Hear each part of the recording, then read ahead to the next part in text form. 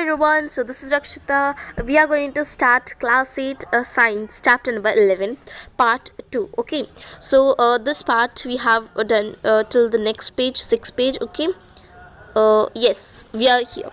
So we have completed this page and we are going to start from a new topic. Okay, and that is force can change the shape of an object. So here force is there and it can change the shape of an object. मतलब वो force apply करना जहाँ पे जो means कोई भी object हो तो उसकी जो शेप है उसको चेंज करना. ओके, सो ऑब्जेक्ट की शेप को चेंज करना. ओके, सो ये हम देखने वाले हैं इसकी examples. Okay, so here again on activities there, so let's read this activity 11.5. okay, so here it is given that some situations have been given in column 1 of table 11.2 in which objects are not free to move. Means यहाँ पे जो table है, okay, table 11.2. सो यहाँ पे column 1, सो यहाँ पे जो column 1 है इसमें कुछ मीन्स डिस्क्रिप्शन ऑफ सिचुएशंस, यहाँ पे कुछ हमें ऑब्जेक्ट्स मीन्स सिचुएशंस वगैरह कंडीशंस दिए हैं. Okay, then column 2 of the table suggests the manner in which a force can be applied on each object, while column 3 shows the diagram of the action. सो यहाँ पे column 3 में बताया गया कि कैसे हम लोग फोर्स को अप्लाई कर सकते हैं, कॉलम 2 में सॉरी, एंड कॉलम 3 में इसकी डायग्राम्स दी गई है. Okay, and if we move to next one, so it is try to observe the effect of force in as many situations as possible. आप चाहे तो इसको अलग अलग तरीके से मीन्स अलग अलग कंडीशंस, अलग अलग सिचुएशन में भी आप इसको ट्राई कर सकते हो. then you can also add similar situations using available material from your environment. so अगर आपको situations ट्राई करनी है तो मीन्स आपके पास ये चीज़ें हो सकती है, मीन्स आपके environment में, आपके सराउंडिंग में ये चीज़ें हो सकती है, तो आप ये ट्राई भी कर सकते हो. Okay, then note your observation in column 4 and 5 of the table. फिर आपको कॉलम 4 और 5 में आपको मीन्स येस और नो सजेस्ट करना है यहाँ पे, कॉलम 4 में एंड कॉलम 5 में. कॉलम 4 में क्या है, यहाँ पे change in state of motion, means वो मूव कर रही है या नहीं, एंड यहाँ पे चेंज इन शेप चेंज हो रही है, येस और नो, या फिर हमें उस पर टिक करना है. ओके, सो यहाँ पे if we see around, so first is a lump of dough on a plate. lump of dough on a plate means lump means जो हम लोग जैसे मीन्स रोटी बनाते वक्त जो आटा लेते हैं उसको गूंदते हैं. ओके, सो उसकी वजह से क्या हो रहा है यहाँ पे, change in state of motion. Yes, बिल्कुल हो रहा है. वेट यहाँ पे एक्चुअली क्या दिया आपको, change in state of motion कि मीन्स वो मूव कर भी रहा है या नहीं. आटा जो है मूव नहीं करेगा एक्चुअली, मीन्स वो चल तो नहीं रहा ना. सो यहाँ पे यस नहीं होगा, नो होगा. Okay, and change in shape, उसकी शेप चेंज हो रही है. येस, अगर हम लोग उसको मीन्स घूमते हैं तो उसमें शेप चेंज होती है. येस एंड नो पे हम लोग क्रॉस डालेंगे. Okay, so and if we move to the next one, so here it is spring fixed to the seat of a bicycle. Means यहाँ पे जो सीट, अगर जब हम इसके ऊपर बैठते हैं तो क्या ये चलती है सीट, नहीं चलती, मीन्स नो. सो नो पे येस आएगा, मीन्स नो पे हम टिक करेंगे. And if we move to here next one, change in shape. So yes, shape में चेंज हो रही है क्योंकि पहले वो सिंपल थी और अगर उस पर कोई बैठ गए तो फिर वो और थोड़ा सा नीचे हो जाती है. सो ओके, इसका येस होगा एंड नो पे क्रॉस डालेंगे हम. Then okay, so if we move to next here, a rubber band by hanging a rubber band. Okay, oh, I think I have not written here, not read this. By sitting on the seat, you know that all these, what does it mean? Okay, and here a rubber band suspended from a hook nail fixed on a wall. means अगर कोई भी rubber band को हम लोग जैसे कोई भी हम लोग अगर कील लगी है वॉल पे, उसमें से जो रबर बैंड को निकाल के अगर हम उसको स्ट्रेच मीन्स या फिर खींचे उसे, तो जैसे हुक, यहाँ पे हुक मीन्स नेल होता है. ओके, सो यहाँ पे क्या फोर्स क्या अप्लाई हो रहा है, बाय हैंगिंग अ वेट और the pulling it's free and, उसका जो एंड जो फ्री है उसको हम उसको स्ट्रेच कर रहे हैं. ओके, सो यहाँ पे क्या है, change in state of motion, no, हिलेगा तो नहीं ना, मीन्स मूव चल थोड़ी ना रहा है. यस, ओके, मीन्स यहाँ पे इस पर टिक करेंगे हम, किस पे, नो पे, क्योंकि मूव नहीं हो रहा है. एंड उसकी शेप चेंज हो रही है क्या, येस, उसकी शेप चेंज हो रही है. इस पर हम क्रॉस करेंगे, here also will cross. And if we see next one here, so a plastic और metal scale, which I will underline it, a plastic or metal scale placed between two bricks. So here, see, here is one brick. Okay, just mind it. Okay, here is one brick and here is one brick. So a plastic or metal scale, and here I have kept a scale, and on that a plastic or metal scale placed between two bricks. So यहाँ पे अगर हम book रखें, यहाँ पे अगर कोई भी मीन्स जैसे यहाँ पे आई थिंक से बुक ली है, बट यहाँ पे क्वेश्चन में बोला है कि आप प्लास्टिक और मेटल स्केल आपको लेना है, स्केल लेना है, ओके। इन सबको बुक रखनी है, देन बुक के ऊपर स्केल रखना है, फिर प्लेस्ड बिटवीन टू ब्रिक्स, से दोनों ब्रिक्स के बीच में यहाँ पे कुछ भी यहाँ पे आई थिंक से ब्रिक रखी हुई है। यहाँ पे 2 books, one here scale and here 1 brick, okay. I think so ये शार्पनिंग की तरफ दिख रहा है, ओके। सो फोर्स कौन सा अप्लाई हो रहा है? By putting a weight at the centre of the scale. जो स्केल का जो सेंटर है वहाँ पे जो ईट है वो क्या है, उसका वेट एग्जर्ट हो रहा है, okay.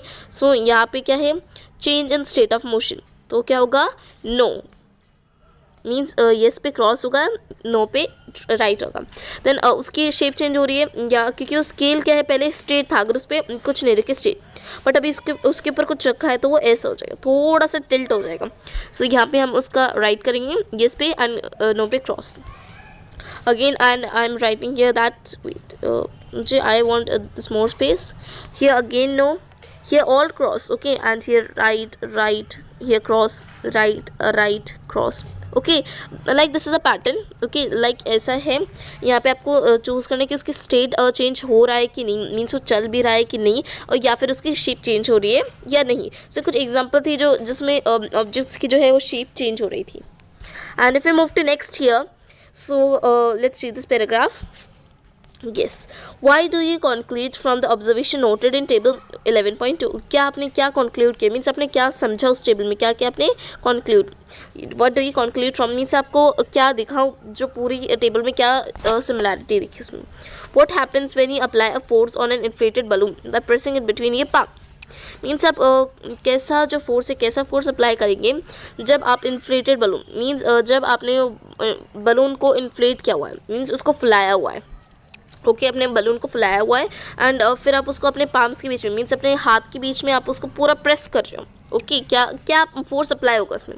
What happens to the shape of a ball of dough when it is rolled to make a chapatis? Means अगर हम लोग आटे लें, डो मीन्स यहाँ पे डो मीन्स आटा, अगर जब हम आटा गूंथते हैं रोटी बनाने के लिए, राइट, सो उसको फिर हम लोग बेलन से गूंथते हैं, राइट, ये बेलन है और इससे हम गूंथते हैं ताकि हम चपाती बनाने के लिए, राइट। अभी उससे क्या होता है, What happens when you press a rubber ball placed on a table? क्या होता है अगर कोई भी रबर की बॉल रखी है और आप उसको टेबल पे प्रेस कर रहे हो, ओके, उस पर जोर लगा रहे हो। In all these examples, you saw that the applications of force on an object may change its shape. So यहाँ पे आपने देखा इन सभी एग्जाम्पल्स में जो भी एप्लीकेशंस जो भी ऑब्जेक्ट्स हैं वो सब फोर्स मीन्स कोई ना कोई ऑब्जेक्ट पे फोर्स अप्लाई हो रहा है और फोर्स क्या कर रहा है, ऑब्जेक्ट की शेप चेंज कर रहा है, ओके। सो ऑब्जेक्ट की शेप चेंज कर रहा है। So and if we see here next is having performed of all the above activities you would have realise a force. Means आपने जितनी भी देखी ऊपर एक्टिविटीज़, ओके, सो वहाँ पे आपको एक फोर्स रियलाइज़ हुआ होगा, मीन्स को भी आपने फोर्स देखा है, यहाँ देखा है, हर एक एक्टिविटी में कुछ ना कुछ सीखने के लिए मिला है, ओके। सो यहाँ पे फोर्स की कुछ प्रॉपर्टीज़ दी हुई है। So wait I will count this, 1 2 3 4 5, okay. So ये 5 प्रॉपर्टीज़ दी हुई है। So let's read this one by one and just read it, okay. May make an object move from rest, जो हमें एक ऑब्जेक्ट से, जो अगर ऑब्जेक्ट रेस्ट पे है उससे मूव करना, ओके, मीन्स वो मोशन में हो जाएगा। सो उसके एग्जांपल्स हम जैसे एक बॉल को जब हम हिट करते हैं, okay, that will also be in motion, वो मोशन में हो जाएगी। And may change the speed of an object if it's moving, अगर कोई भी ऑब्जेक्ट मूव कर रहा है, ओके, मूव कर रहा है, अगर उसे हमें और स्पीड में करना है तो हम उसको और मीन्स फोर्स लगाते हैं उस पर, राइट। तो ऐसे इसके एग्जाम्पल बहुत सारे, ऐसे कोई भी एग्जाम्पल ले सकते हैं, okay. So next may change the direction of motion of an object. So यहाँ पे भी अगर कोई भी ऑब्जेक्ट हम लोग जैसे बॉल का लिया था कि हम लोग बीच में ऐसे बॉल को ऐसे यहाँ पे थी बॉल, तो हम लोगों ने इसको हिट किया, यहाँ पे फोर्स लगाया, तो यहाँ पे हम लोग बीच में स्केल रख दिया तो बॉल यहाँ पे आ गई, ओके। सो ऐसे एग्जाम्पल हो सकते हैं। And the fourth one is may bring about a change in the shape of an object. ये हमने अभी देखा, जो शेप में चेंज लाते हैं, जैसे डॉ हो गया, या फिर हम एक एग्जाम्पल ले सकते हैं, अगर कोई भी प्लास्टिक बॉटल है, ओके, प्लास्टिक बॉटल है, सो अगर उसको हम लोग दबाते मीन्स स्क्वीज़ करते हैं ठीक है, उसको दबाते तो भी उसकी शेप चेंज हो सकती है। देन मे कॉज सम और ऑल ऑफ दीज इफेक्ट्स। सो किसी किसी में ऐसे सारे इफेक्ट्स भी होते हैं, ओके, और कुछ भी होते हैं, कुछ कुछ इफेक्ट्स भी होते हैं। सो ये था हम लोगों ने देखा कुछ properties. And if we move to next year, so next is while a force, okay, let's read this. While a force may cause one or more of these effects, it is important to remember that none of these actions can take place without the action of a force. ये हम जानते हैं while a force means जब भी अगर force होता है तो उसमें कुछ इफेक्ट्स रहते हैं या सारे होते हैं कभी कभी, ओके। यानी ये बहुत ज़्यादा इंपॉर्टेंट है। अगर कोई भी एक्शन हमें लेना है तो कैसे उसकी वजह से मीन्स कोई भी एक्शन हमें चाहिए, कोई भी एक्शन हमें करना है, एक्शन कैन टेक प्लेस, तभी एक्शन होगा जब हम उस पर फोर्स अप्लाई करेंगे। क्या अप्लाई करेंगे? फोर्स अप्लाई करेंगे। अगर फोर्स अप्लाई नहीं करेंगे तो वो मोशन में नहीं होगा। देन दस an object can not move by itself, it can not change speed by itself. Means वो एक ऑब्जेक्ट जब तक मूव नहीं करेगा, जब तक हम उसकी स्पीड चेंज नहीं करेंगे, मीन्स हम लोग मोशन में तो लाएंगे उसे बट उसकी स्पीड चेंज नहीं होगी। मैं फिर समझाती हूँ क्या लिखा है। An object can not move by itself means कोई भी ऑब्जेक्ट खुद से तो मूव करेगा नहीं, right. It can not change speed by itself, ना वो खुद से अपनी स्पीड चेंज कर सकता। It can not change direction by itself, ना वो खुद से अपनी डायरेक्शन चेंज कर सकता। And it shape can not change by itself, और वो खुद अपनी शेप भी नहीं चेंज कर सकता, ओके। ये तो हम बताइए। एंड सो इसमें हमने पढ़ी कि जो प्रॉपर्टीज़ ऑफ फोर्स है और उसकी बहुत सारी एक्टिविटीज़ देखी, एग्जाम्पल देखे। And if we come to next topic, okay, means इसमें types of forces. So actually two types के फोर्सेस होते हैं, मेनली टू टाइप्स के। And so first is contact force जो हम पढ़ने वाले हैं। सो नेक्स्ट और जो सेकेंड फोर्स है वो है जो wait just a minute, okay. So यहाँ पे जो हम लोग पढ़ने वाले कॉन्टैक्ट फोर्स और इसका अपोजिट क्या है? Non contact force. जहाँ पे जो फोर्सेस के two types, wait I will write here, yes, contact force, contact, and here another force is non-contact. So here contact के भी टाइप्स है और नॉन कॉन्टैक्ट के भी टाइप्स हैं। सो ये जो दो है जो मेन टाइप्स के फोर्स है, ओके। सो इनके भी और टाइप्स के फोर्स हैं, यहाँ पे भी, ओके। जो और टाइप्स के फोर्स है वो हम देखने वाले हैं। सो कितने टाइप्स के फोर्स है कॉन्टैक्ट फोर्स में? First is muscular and second, wait, I will just search here. Yeah, second is frictional force, okay, friction we can say here. And here third is no, only two are there here, okay, two are there is of contact force. So यहाँ पे contact में दो type के force हैं, muscular और frictional force हम देखने वाले हैं, और नॉन कॉन्टैक्ट में थ्री टाइप्स के, उन सब में हम डिटेल्स में पढ़ेंगे, ओके। सो ये फर्स्ट इज मस्कुलर फोर्स।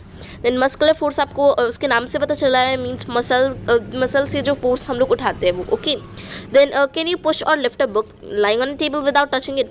क्या आप एक मीन्स एक सिंपल सा मैजिक कर सकते हो? जैसे अगर एक टेबल पे बुक रखिए, आप उसको बिना टच के आप उसको उठाइए, नहीं उठा सकते, right. Can you lift a bucket of water without holding it?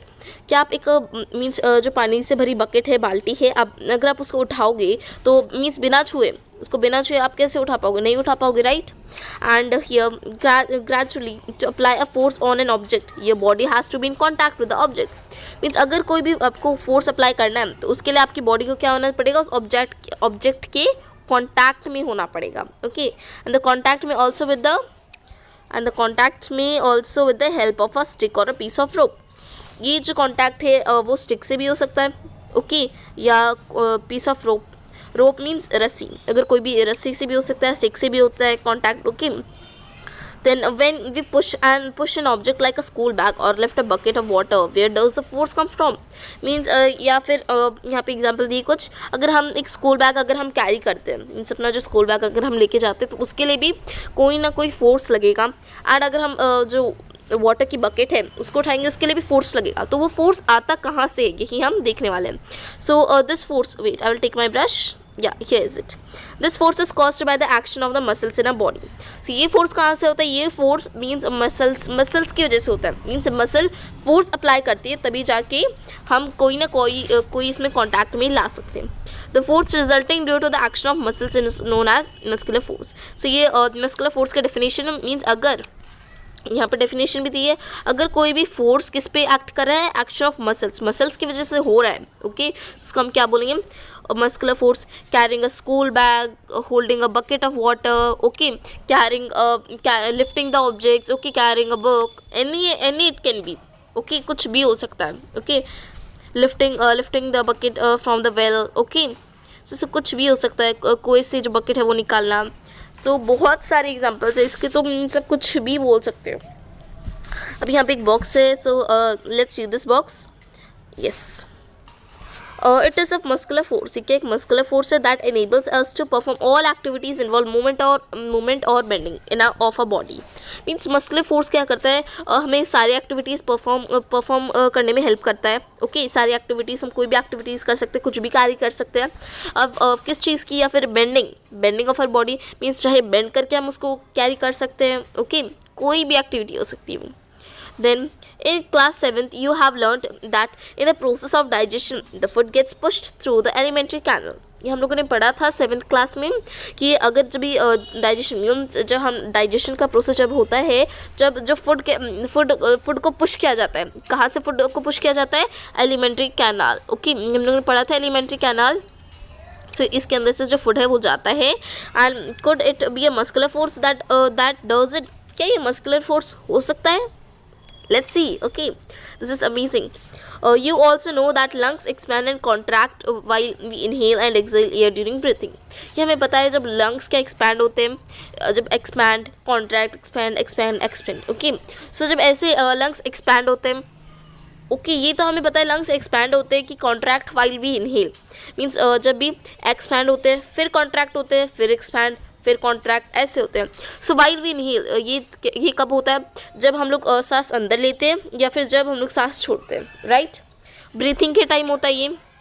Then where are this, या वेट, यहाँ पे जो मेन इंपॉर्टेंट वर्ड्स आए हैं, इनहेल मीन सांस अंदर लेना और एक्सहेल मीन सांस छोड़ना. ओके, सो ये दोनों अपोजिट भी हो सकते हैं, हो सकता है, क्या हो ही है ही. Okay, where are these muscles located which make breathing possible. Means ये है कहाँ, क्या मसल्स जो है ये कहाँ पे लोकेट होते हैं, कहाँ पे सिचुएटेड रहते हैं कि ताकि इससे हम ब्रीथिंग भी आसानी से ले सकते हैं. कहाँ है ये मसल्स, ये तो हम सबको पता है. Can you list a few more examples of the force exerted by the muscles in a body.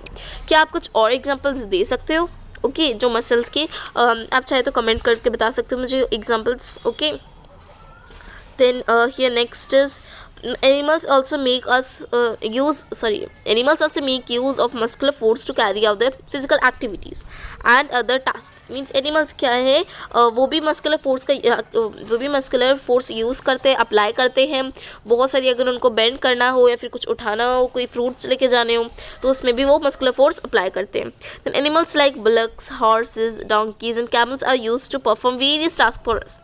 means animal जैसे bullocks, ओके, बुलॉक हो गई, हॉर्स हो गई, डोंकी हो गए, कैमल्स हो गए. सो ये एनिमल्स क्या है, ये भी हमें मस्कुलर फोर्स में, मीन्स ये भी बहुत ज़्यादा हमें हेल्प करता है अलग अलग टास्क में.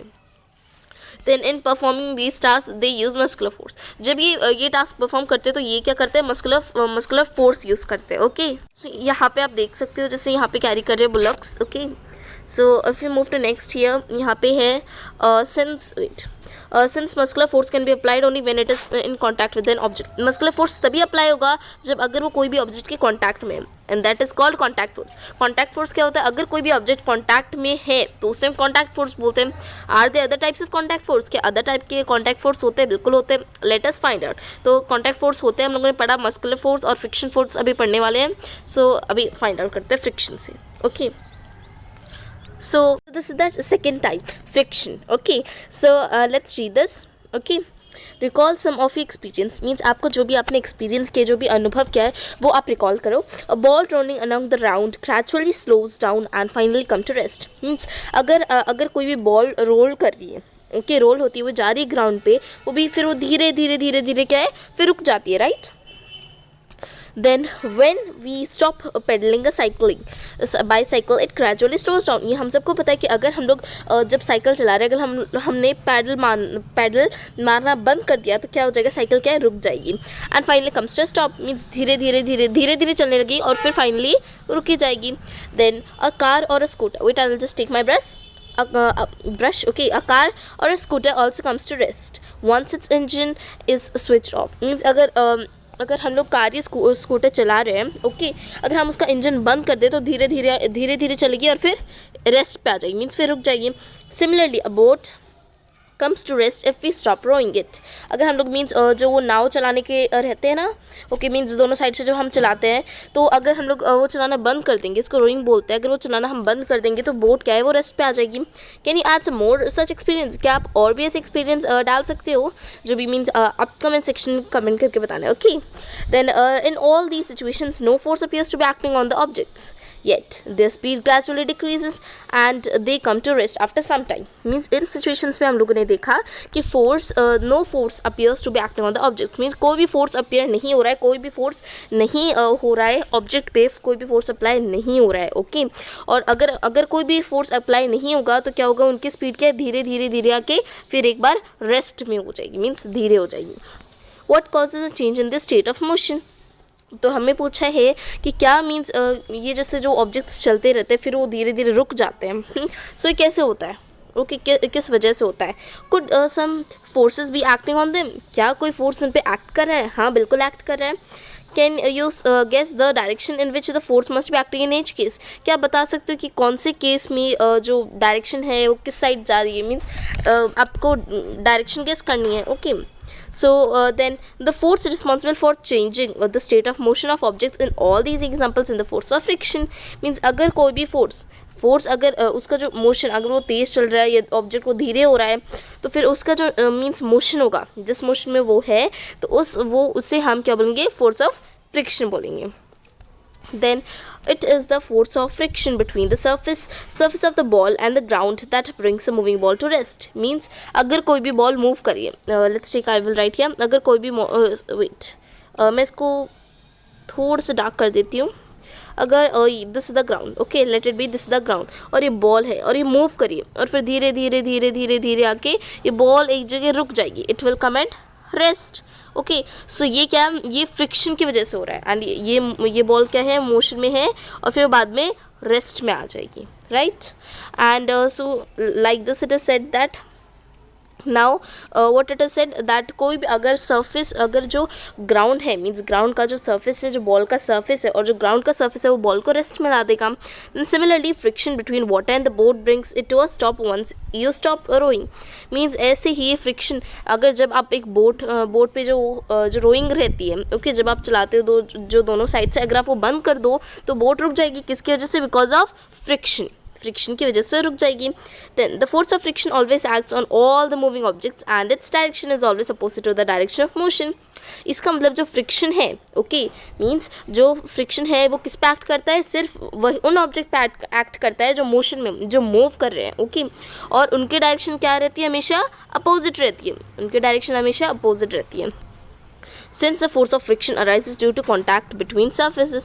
इसका मतलब जैसे जो फोर्स मीन्स जो फोर्स ऑफ फ्रिक्शन जो रहते हैं वो कैसे होते हैं? जब अगर कोई भी ऑब्जेक्ट, अगर दो सरफेस कांटेक्ट में आते हैं तब वो फ्रिक्शन मीन्स तब वहाँ पे फ्रिक्शन ऑकर होता है, ठीक है.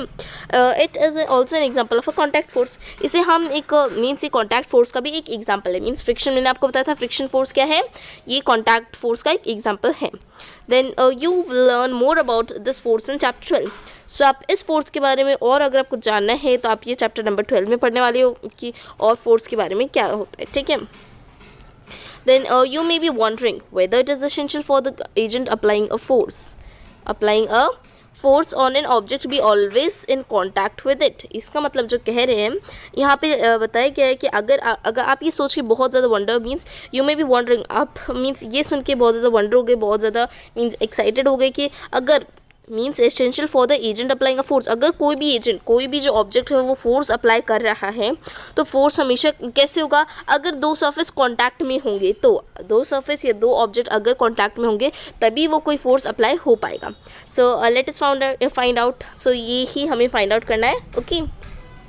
सो यहाँ पे जो हमारा कॉन्टैक्ट फोर्स है ये कंप्लीट हो गया. हम लोगों ने देखे थे जो फर्स्ट कॉन्टैक्ट फोर्स है वो muscular force and second is the friction which we have completed here. अगर अब हम सेकेंड मेन पार्ट पे मूव करें and so that is non contact force. Non contact force के भी फर्स्ट 3 टाइप्स हैं, ओके. सो इधर फर्स्ट है मैग्नेटिक फोर्स. तो इसके बारे में हम एक एक्टिविटी के थ्रू हम लोग जानेंगे. So let's start activity 11.6, okay. So here take a pair of bar magnets. आपको क्या करना है, एक पेयर लेना है बार मैग्नेट्स का. Wait I will show you that what is it. So bar magnets are which are given. So like this you have to take like it's one pair and means this is full one pair. एक pair में दो magnets आते हैं तो आपको ऐसे pair लेने हैं. ओके, बार मैग्नेट्स की पेयर लेने हैं. Then place a longer side of one of the magnets over three round shaped pencils or wooden rollers as shown in figure 11.10. So जैसे 11.10 में हमें ये बोला गया है कि आपको क्या करना है. जैसे एक पेयर जो होगा मीन्स एक पेयर जो होगा मैग्नेट का, उसमें क्या आपको जो थ्री कलर पेंसिल्स ले सकते हो या फिर रोलर्स. यहाँ पे क्या बोला गया है, यहाँ पे बोला गया है आप थ्री राउंड शेप्ड पेंसिल दे सकते हो. मीन्स वो दोनों सेम साइज़ की होनी चाहिए और वो राउंड होनी चाहिए. एंड या फिर आप वुडन रोलर्स ले सकते हो. सो आपके लिए ईजी होगा कि आप पेंसिल ले लो. ओके, जो फिगर 11.10 में दिखाई गई. Now bring one and of the other magnet near the end of the magnet placed on the rollers. Means अभी आपको क्या करना है, आपको जैसे एक पेयर ऑफ मैग्नेट पे आपने वो तीनों पेंसिल रख ली. ओके, देन उसके बाद क्या करना है, आप bring one and of the other magnet. Mean जो दूसरा मैग्नेट होगा. ओके, एक पेयर ऑफ मैग्नेट पे तो हमें थ्री पेंसिल लगा ली. जो दूसरा मैग्नेट होगा उसका जो एंड होगा, एक किनारा होगा, आपको उस एंड के पास में लेके आना है जहाँ पे आपने थ्री पेंसिल्स लगाई हैं. ओके, मेक श्योर दैट दो magnets do not touch each other. Means आपको क्या करना है, आपको ध्यान रखना है कि वो दोनों मैग्नेट क्या है, एक दूसरे को टच ना करे. Observe what happens. अभी आपको देखना है कि क्या होता है. Then next bring the other end of the magnet या the same end of the magnet placed on the rollers. Figure 11.10. जैसे हम लोगों ने पहले में क्या किया कि जैसे हम लोगों ने ये थ्री पेंसिल्स का लिया था. ओके, मीन्स थ्री पेंसिल्स का. अब हम लोगों ने नेगेटिव जो ब्लू है वो किसको शो करता है, ये शो करता है नेगेटिव को, मीन्स माइनस को. And this plus one what does it show, it shows to the positive one. So जो हम लोगों ने पहले यहाँ पे क्या है, ये हम लोगों ने लिया था मीन्स पॉजिटिव वाला, और ये इस साइड में हम लोग लिया था नेगेटिव वाला. तो आपको देखना है क्या होगा. एंड देन फिर नेक्स्ट में हम लोगों ने नेगेटिव यहाँ पे भी लिया था और नेगेटिव भी यहीं पे लिया था. सो हमें बोला गया कि हमें देखना है कि होता क्या है इसमें.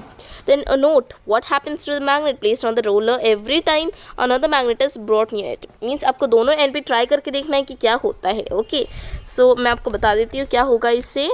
जो दो अलग अलग मैग्नेट मीन्स जो ब्लू है और रेड है, जो नेगेटिव अगर पॉजिटिव जो है अगर वो दोनों आएंगे साथ में तो वो क्या होंगे, एक दूसरे से अट्रैक्ट होंगे. ओके, अगर जो दोनों जो अट्रैक्ट होंगे, जो डिफरेंट पोल्स हैं, डिफरेंट पोल्स ऑफ मैग्नेट क्या है वो अट्रैक्ट होंगे. और जो देखो यहाँ पे इसमें जो कितना क्लोज दिखाया हुआ है. And here and if we see अगर दोनों हम लोग लाइक पोल्स लेंगे. ओके, दोनों नेगेटिव है मीन्स दोनों नेगेटिव पोल्स है, तो इसमें देखो कितना डिफरेंस है. ओके, सो यहाँ पे क्या होगा, यहाँ पे दोनों रिपेल हो जाएंगे. क्या हो जाएंगे, रिपेल हो जाएंगे. रिपेल मीन्स जो दोनों एक दूसरे से मीन्स अट्रैक्ट नहीं होंगे, ये थोड़ा सा दूर हो जाएगा. And this one also will be little bit distance. Okay, so and this is only this much is an activity. So let's come to another one. So here wait, I will do it bigger. Yes, now okay. Does does the magnet on the roller begins to move when the other magnet is brought near it. Means इसमें पूछा गया है जब आपने जो magnet लिया था जो रोलर्स पे था. ओके, सो वो मीन्स मूव करना स्टार्ट हुआ था when the other magnet is brought near it. फिर दूसरा मैग्नेट जब आपने लगाया तो क्या वो मूव करना स्टार्ट हुआ था. Does it always move in the direction of the approaching magnet? Approaching means जिस साइड से वो है. ओके, मीन्स क्या वो हमेशा जैसे always move in the direction उसी डायरेक्शन में होगा जिस डायरेक्शन में वो मैग्नेट है. नहीं, ये इंपॉर्टेंट नहीं है. What do these observations suggest? जो अभी आपने देखा तो क्या सजेस्ट करता है आपको. Does it mean that some force must be acting between the two magnets? क्या ये आपको दिखाते हैं कि फोर्स क्या है, सिर्फ दो ही मैग्नेट के बीच में हो सकता है. Okay, so let's see. You have learned in class 6, आपने क्लास 6 में पढ़ा है कि that like poles of two magnet repel each other. जैसे मैंने आपको बताया अगर लाइक पोल्स होंगे तो रिपेल कर देंगे, मीन्स वो अट्रैक्ट नहीं होंगे, थोड़ी दूर चले जाएंगे. एंड अनलाइक पोल्स और जो अनलाइक पोल्स होंगे मीन्स जो सेम नहीं होंगे, डिफरेंट होंगे, सो वो क्या करेंगे, वो अट्रैक्ट करेंगे. ओके, ये हम लोगों ने पढ़ा हुआ है सिंपल क्लासेस में मीन्स 6 और 7 क्लास में. अट्रैक्शन और रिपल्शन, ये हम पता है. अट्रैक्शन और repulsion between objects can also be seen on the other form of pull or push. जैसे अट्रैक्शन और रिपल्शन हो रहा है. ओके, रिपल्शन अट्रैक्ट हो रहा है, आकर्षित हो रहा है, दोनों पास में आ रहे हैं. एंड रिपल्शन मीन वो थोड़े दूर जा रहे हैं. ओके, सो ये अगर हम लोग ऑब्जेक्ट के बीच में ऐसा देखिए तो इसका अनदर फॉर्म क्या होगा, पुल और पुश जैसा देखने के लिए मिलेगा अभी, right. Then you have to bring the magnets in contact for observing the force between them. तो क्या अगर आपको देखना है कि फोर्स हो भी रहा है कि नहीं, तो आपको उसके लिए मैग्नेट पास लाने पड़ेंगे? नहीं, वो दूर से पता चल जाएगा, मीन्स उतने भी दूर नहीं, थोड़े से आपको पास लाने पड़ेंगे। A magnet can exert a force on another magnet without B in contact with it. या ये इसी का आंसर यही लिखा है कि ज़रूरी नहीं है कि मैग्नेट का कॉन्टैक्ट में होना, ज़रूरी नहीं है कि अगर मैग्नेट वो कॉन्टैक्ट में हो तभी वो अट्रैक्ट और रिपेल करेंगी, दूर से भी कर सकते हैं। Then the force exerted by a magnet is an example of non contact force. Means इसमें ज़रूरी नहीं है कि वो कॉन्टैक्ट में होने चाहिए, मीन्स वो नॉन कॉन्टैक्ट में होंगे तो भी चलेगा। तो इसलिए ये किसका एग्जाम्पल है? ये है नॉन कॉन्टैक्ट फोर्स का। Okay, so magnetic force non contact force का एग्जाम्पल है। Then similarly the force exerted by magnet on a piece of iron is also non contact force. Means अगर हम देखें तो यहाँ पे एक और मीन्स फोर्स अगर कोई भी मैग्नेट पे एक्सर्ट किया गया है और उस मैग्नेट पे क्या है? पीस ऑफ आयरन, कुछ आयरन के जो टुकड़े हैं, आयरन के जो पीसेस है वो लगे हुए हैं, तो वो भी किसका एग्जाम्पल होगा? नॉन कॉन्टैक्ट फोर्स का होगा। सो एंड तो हम लोगों ने फर्स्ट पार्ट जो पढ़ लिया इसका वो था, क्या पार्ट था? Magnetic force. सो पढ़ लिया हम लोगों ने। एंड जो सेकेंड पार्ट है, ओके, जो सेकेंड टाइप है वो है इलेक्ट्रोस्टैटिक फोर्स। इलेक्ट्रोस्टैटिक फोर्स ये हम पढ़ने वाले हैं। So here one activity is given, so let's read this activity. Okay, that is activity 11.7. So let's see this activity, and here it is, take a plastic straw and cut it into nearly 2 equal pieces. Means आपको क्या करनी है? एक plastic की straw लेनी है, अब फिर आपको उसको दोनों इक्वल पार्ट्स में आपको कट कर देना है। Then suspend one of the pieces from the edge of the table with the help of a piece of the thread. Means आपको फिर क्या करना है? फिर आपको जो सस्पेंड करना है, जो pieces means pieces from the edge of the table, जो टेबल रहेगी उसके ऊपर आपको जो टेबल का किनारा रहेगा, ओके, तो वहाँ पे आपको पीसेस रखने हैं। किसकी हेल्प से? थ्रेड की हेल्प से आपको वहाँ पे पीसेस को रखने हैं। देन ना होल्ड, जैसे आपको फिगर 11.11 में दिखाई जा रहा है, वेयर इज फिगर 11.11? या इट्स हियर। तो ऐसे आपको 11.11 में ऐसे रखना है। देखिए यहाँ पे ये टेबल है एंड देन यहाँ पे एक स्ट्रॉ, मीन्स एक फुल स्ट्रॉ थी, हम लोगों ने इसको 2 पार्ट्स में कट कर लिया है। सो एक स्ट्रॉ हम यहाँ पे रखेंगे और एक स्ट्रॉ यहाँ पे रखेंगे, बट यहाँ पे हमें एक थ्रेड की हेल्प से लटकानी है, ओके, एंड यहाँ पे फिर टेप चिपकाना है ताकि वो थ्रेड ना गिरे। ओके, सो यहाँ पे आपको ऐसा करना है। Then after that what you have to do, then now hold the other piece of the straw in your hand and rub its free end with the sheet of paper. फिर आपको क्या करना है? जो एक पीस रहेगा ना, hold the other piece means जो आपने एक पीस आपने लटका लिया वहाँ पे, बट जो दूसरा पीस रहेगा उसको क्या करना है? आपको जो एक कोई भी शीट लेनी है और उससे रब करना है आपको, ठीक है, कोई भी शीट लेनी है और उससे रब करना है। Then bring the rubbered end means bring the rubbered end of the straw near the suspend straw. फिर जो आपने जो स्ट्रॉ लटकाई है और जो दूसरी स्ट्रॉ जिसे आप पकड़ रहे हो उसे आपने शीट ऑफ पेपर से रब कर लिया। अब वही जो आपको रब करने के बाद तुरंत बाद उस स्ट्रॉ पे लगाने, स्ट्रॉ के पास लेके आनी है।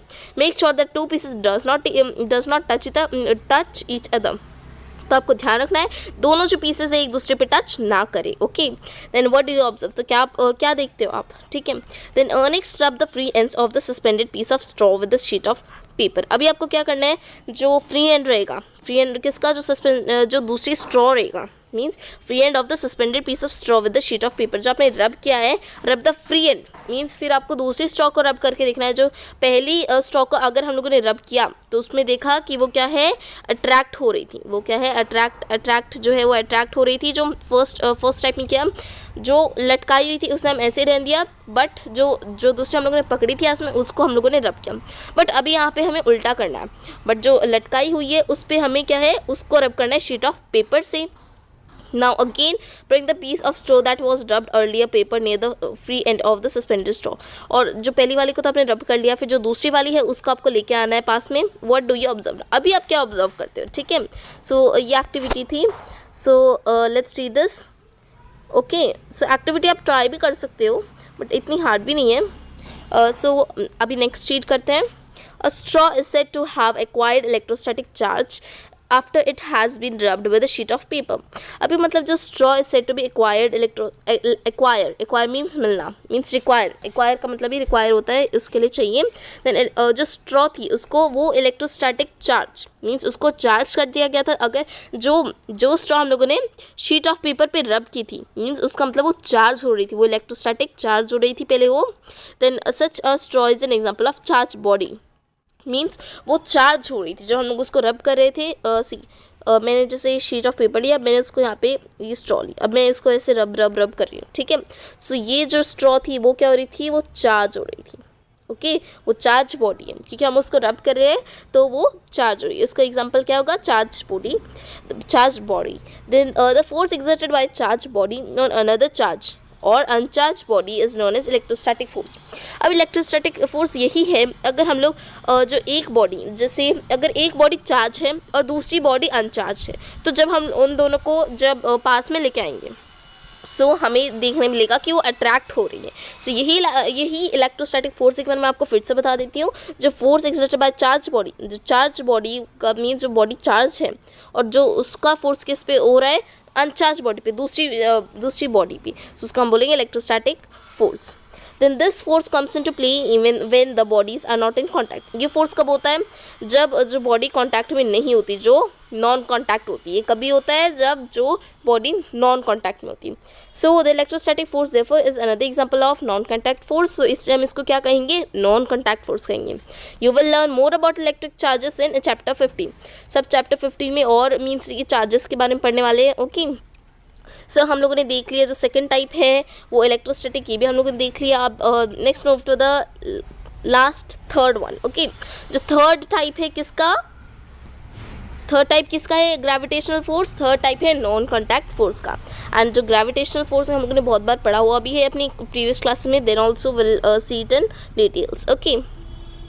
देन यहाँ पे you know that a coin or a pen falls to the ground when it slips off your hand. Means ये तो आप जानते हो कि जैसे भी आपका जो कॉइन होता है, कॉइन या फिर पेन भी बोल सकता है। जैसे कॉइन या पेन आपके हाथ से कब गिरता है, जब आपके हाथ से वो फिसल जाता है। जब आपके हाथ से फिसल जाता है तब वो कॉइन या पेन जो है वो गिर जाता है। Then leaves and fruits also fall to the ground when they get detached from the plant. इसका मतलब जो लीव्स और फ्रूट्स मीन्स जो पत्ते रहते हैं या फिर जो फ्रूट्स रहते हैं वो कब गिरते हैं ग्राउंड से, जब वो कोई भी प्लांट से डिटैच होते हैं। मीन्स डिटैच मीन्स वहाँ से टूट जाते हैं, मीन्स कट ऑफ हो जाते हैं। जैसे ये यहाँ पे मैंने यहाँ पे कोई भी फ्रूट लिया है कि एप्पल लिया है समझो, ठीक है। Apple I have taken. अब ये यहाँ से जब डिटैच हो जाएगा, जब यहाँ से कट जाएगा, मीन्स जब इसका कनेक्शन कट जाएगा, जब ये नीचे गिर जाए ग्राउंड पे, सो वही होता है detach. Then have you ever wondered why is it so. क्या अभी आपने कभी सोचा है कि ये ऐसा क्यों होता है। Then when the coin is held in your hand it is at rest. Means जब आपने कॉइन को पकड़ा था अपने हाथ पे, तब वो क्या था, वो रेस्ट पे था। As soon as it release, जैसे आपने उसको छोड़ा, it begins to move downwards. तो जैसे अभी आपने उसको छोड़ा तो नीचे की तरफ बढ़ने लगा, right. Then it is clear that the state of motion of the coin undergoes a change. Means आपको पता चल गया कि ये क्लियर है, ये साफ है कि जो स्टेट ऑफ मोशन मीन्स जिस मोशन में जा रहा है जो कॉइन है वो नीचे की तरफ जा रहा है, तो उसमें एक चेंज दिखाई दे रहा है आपको। Then can this happen without a force acting on it. क्या ये ऐसा हो सकता है, मीन्स क्या ये हो सकता है अगर उस पर कोई भी फोर्स ना हो तो ऐसे ही नीचे गिर जाए।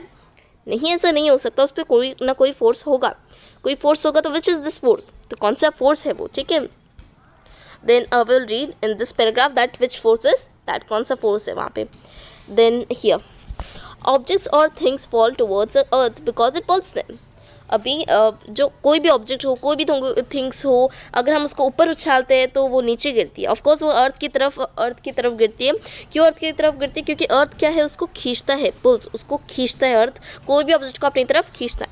सो this force is called the force of gravity और जस्ट ग्रेविटी। सो इसे हम क्या बोलते हैं, फोर्स ऑफ ग्रेविटी बोलते हैं, या फिर सिंपल हम ग्रेविटी भी बोल सकते हैं, फोर्स ऑफ ग्रेविटी या ग्रेविटी। ये हम लोगों ने पढ़ा है प्रीवियस क्लास में, okay. This is an attractive force. ये एक अट्रैक्टिव फोर्स है क्योंकि ये कोई भी ऑब्जेक्ट को अपनी तरफ अट्रैक्ट कर लेता है। Then the force of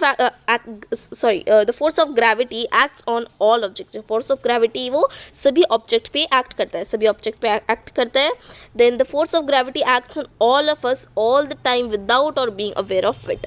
means अगर ये जो फोर्स ऑफ ग्रेविटी मीन्स सारे ऑब्जेक्ट पे तो एक्ट करता ही है, बट इसका कोई टाइम नहीं रहता कि इतने टाइम तक इतनी टाइम तक इतना एक्ट करेगा, फिर इतना टाइम तक इतना एक्ट नहीं करने वाला है, ऐसा कोई टाइम नहीं होता। और मीन्स हम पता भी नहीं चलता, अपने आप वो हो जाता है, ओके। अपने आप जो फोर्स ऑफ ग्रेविटी है वो हो जाता है।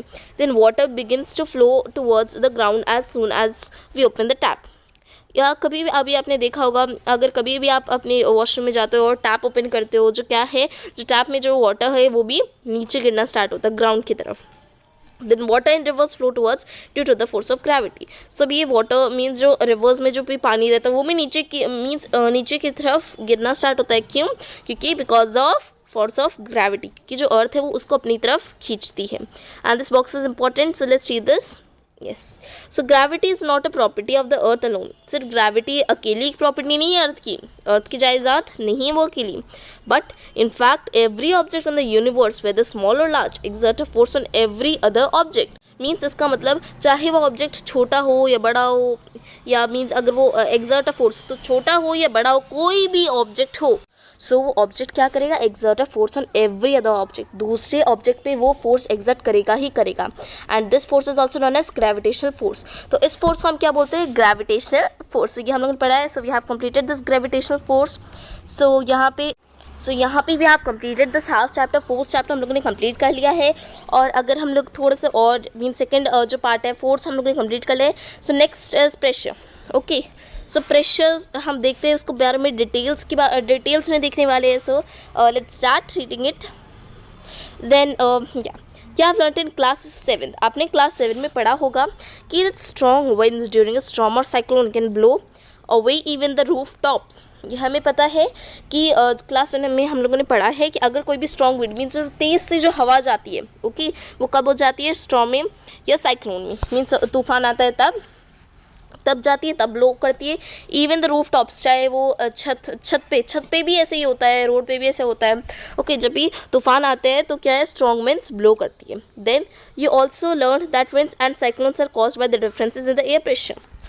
हमने ये भी पढ़ा है कि जो विंड्स और साइक्लोन्स, ओके, विंड हो या साइक्लोन्स मीन तूफान हो या सिंपल विंड हो, वो किसकी वजह से, इनके बीच में क्या अंतर होता है, किसकी वजह से डिफरेंस होता है?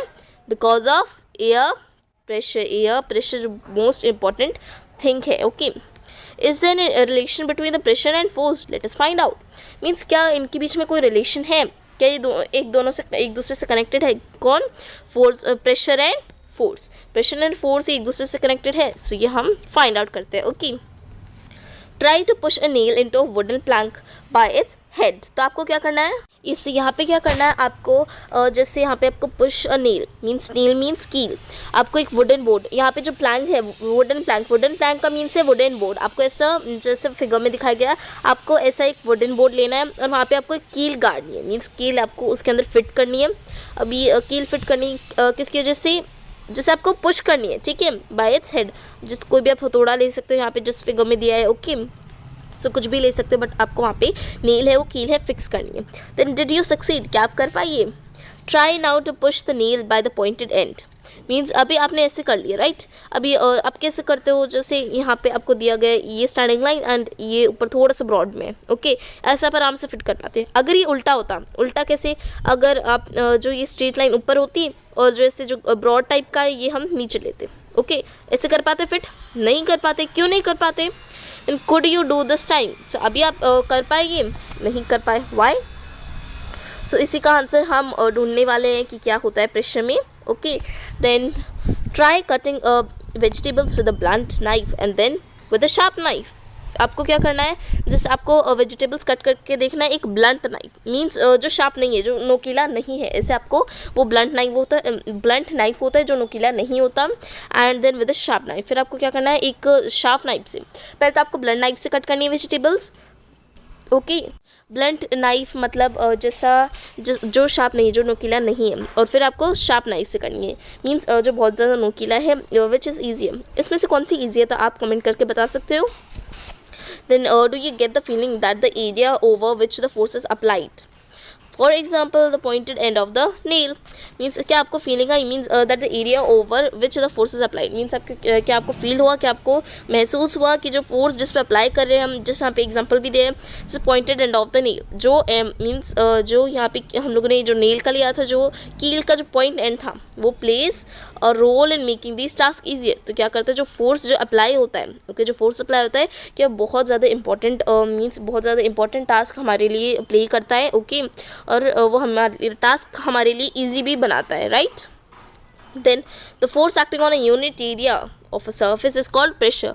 सो यही प्रेशर है. प्रेशर का जो मोस्ट इंपॉर्टेंट डेफिनेशन है force acting on a unit area. अगर कोई भी फोर्स मीन्स जो स्पेसिफाई एरिया मीन्स जितने एरिया में आपने दिया है उतने एरिया में अगर वो फोर्स एक्ट करेगा, force acting on a unit area of a surface, surface के कोई भी यूनिट एरिया पे अगर वो फोर्स एक्ट करेगा so उसे हम क्या कहेंगे, प्रेशर. उसे प्रेशर कहेंगे. सो यहाँ पे मीन्स एक फॉर्मूला भी दिया गया. Pressure is equals to force upon area on which it act.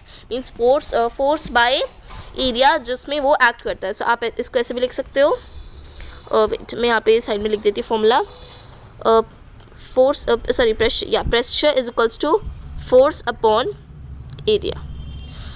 P for pressure, F for force and A for area. Okay, सब इसको ऐसे भी लिख सकते हो.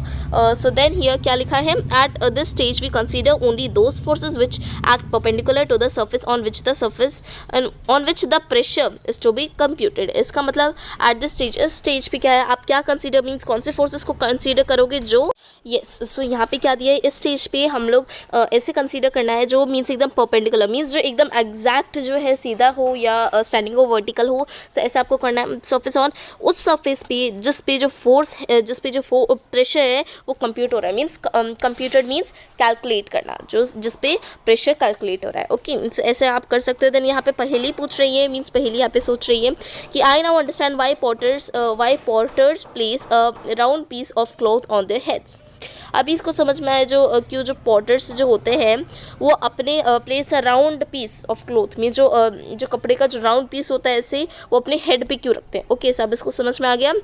When they have to carry heavy loads, क्योंकि उन्हें जो है बहुत ज़्यादा हेवी लोड, बहुत ज़्यादा भारी सामान करना पड़ता है. यहाँ पे जो पॉटर्स हैं, वो होते हैं जैसे यहाँ पे I think so figure so जो मीन्स रेलवे स्टेशन पे जो सामान उठाने का काम करते हैं लाइक दिस. सो इसलिए वो उठाने से पहले इनकी जो सिर पे कुछ ये ऐसा जो है वो रखते हैं. अब इसको समझ में आ गया पहले को, तो ऐसे क्यों रखते हैं. Then by doing this they increase the area of contact of the load with their head. इसका मतलब अभी वो क्या कर रहे हैं, जो ये इंक्रीज मीन्स जो एरिया है उसको बढ़ा रहे हैं, जो मीन्स ताकि कांटेक्ट में आ सके और जो उनका हेड है उस पर ज़्यादा लोड ना पड़े. So the pressure of on their heads.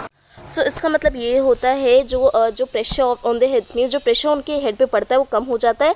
And they find it easy to carry the load, और उनके लिए बहुत ज़्यादा ये ईजी हो जाता है मीन्स लोड उठाना. ठीक है.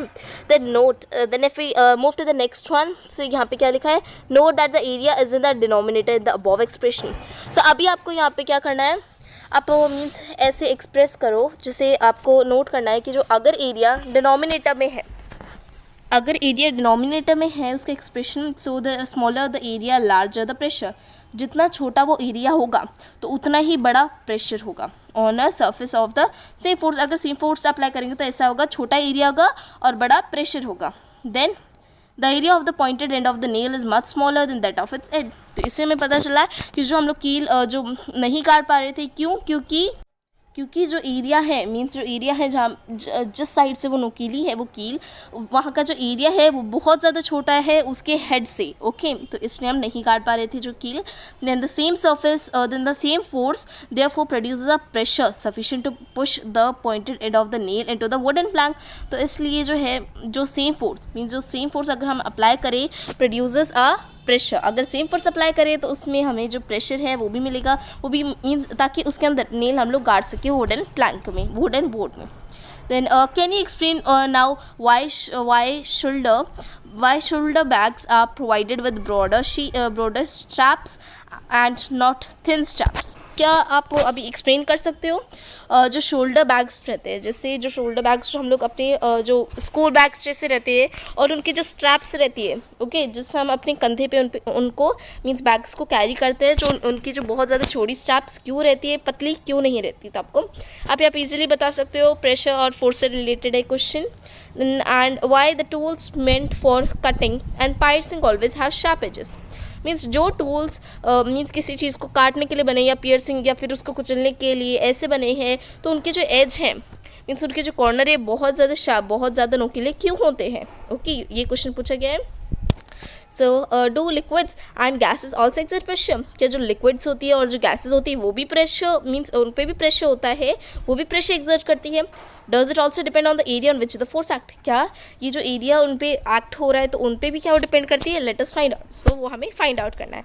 सो ये जो नेक्स्ट टॉपिक है pressure exerted by liquids and gases, so ये टॉपिक हम नेक्स्ट पार्ट में डिस्कस करेंगे. So we have completed part 2. Okay, so thank you so much for watching this video. So let's come to the next part.